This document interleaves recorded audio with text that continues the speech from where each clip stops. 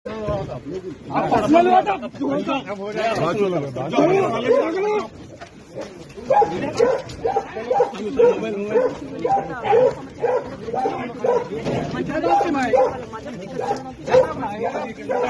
अंदर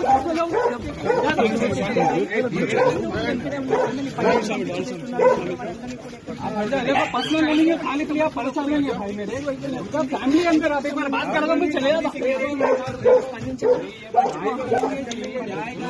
क्या बोल रहा हूँ मुझे बोलो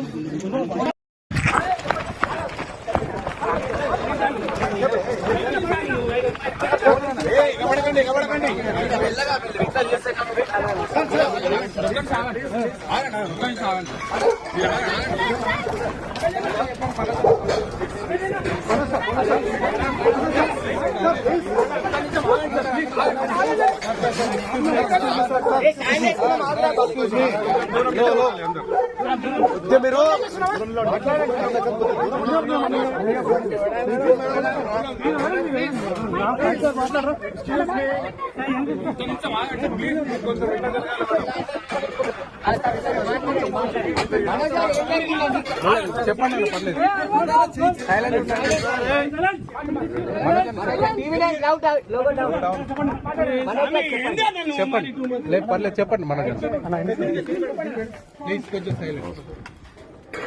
నేను ఆర్టీ కోసం ఈ పోరాటం చేయట్లేదు, ఎందుకంటే ఈ పోరాటం కూడా కాదు, పిల్లల సేఫ్టీకి సంబంధించి ఇది నాతో ఒక మగాడిగా నాతో డైరెక్ట్ గా వచ్చి నాతో ఏం చేసినా నా భార్య వీరిని చేయడం, నన్ను కుట్టేయడానికి, నా 7 నెలల పాప ఇంక్లూడ్ చేయడం, నా బిడ్డలు ఇంట్లో ఉండగానే అలా బిహేవ్ చేయడం కాదు. ఈరోజు పోలీస్ దగ్గరికి నేను వెళ్ళి ప్రొటెక్షన్ అడిగాను. నేను మొన్న వచ్చి అడిగినప్పుడు ఇవన్నీ ఎవిడెన్స్ ఇస్తాను, ఎస్ఐ గారు ఇక్కడి నుంచి వచ్చి నేను ఇస్తాను సార్ చూపించాను, కౌన్సిలర్లు అందరూ అభిప్రాయం దాంకుంటారని చూపించాను. అది నేను చూసి ఓకే సార్ మీ ధైర్యం అనేది మేము ఎక్కడికి వెళ్ళట్లేదని చెప్పి మాట్లాడి పారిపోయారు. ఇప్పుడు కానిస్టేబుల్స్ వచ్చి అందరూ నా మనుషులందరినీ భయపించి ఇప్పుడు వాళ్ళ పేర్లు తీసుకొని బెదరగొట్టి మా మనుషులను పంపించేసి వేరే బాడీ గార్డ్ లోపలికి పంపించున్నారు సార్. ఏం జరిగిందండి అసలు? గొడవలు ఎందుకు జరిగాయి? డిపార్ట్మెంట్ ఎందుకు వన్ సైడ్ తీసుకుంటున్నారు? కంప్లైంట్ తీసుకున్న తర్వాత వాళ్ళకి ఏ అధికారం ఉంది? నా ప్రొటెక్ట్ చేసే మనుషుల్ని పంపించేదానికి అధికారం ప్రపంచంలో అందరినీ కలుస్తాను సార్, బయలుదేరి.